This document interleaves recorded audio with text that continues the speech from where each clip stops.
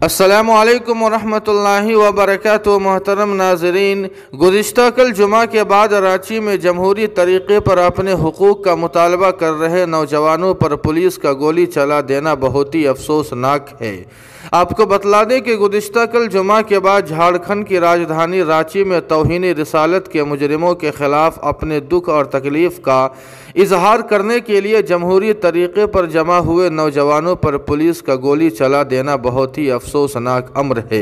اس ملک کے آئین نے ہمیں جمہوری طریقے پر اپنی ناراضگی کا اظہار اور احتجاج کرنے کا حق دیا ہے۔ آپ کو بتلا دیں کہ بی جے پی کے سابق دو رہنماؤں کے ذریعے پیغمبر اسلام صلی اللہ علیہ وسلم کے بارے میں توہین آمیز الفاظ کہے جانے کے خلاف پرامن اور جمہوری طریقے پر اپنی ناراضگی ظاہر کرنے کے لیے نوجوان جمع ہوئے تھے، لیکن پولیس نے ظالمانہ طریقہ اپناتے ہوئے ان پر گولیاں برسائیں، جس کی بنا پر جاں بحق ہونے والوں میں 22 سالہ محمد کیفی اور 24 سالہ محمد ساحل اور 25 سالہ محمد مدثر شامل ہے۔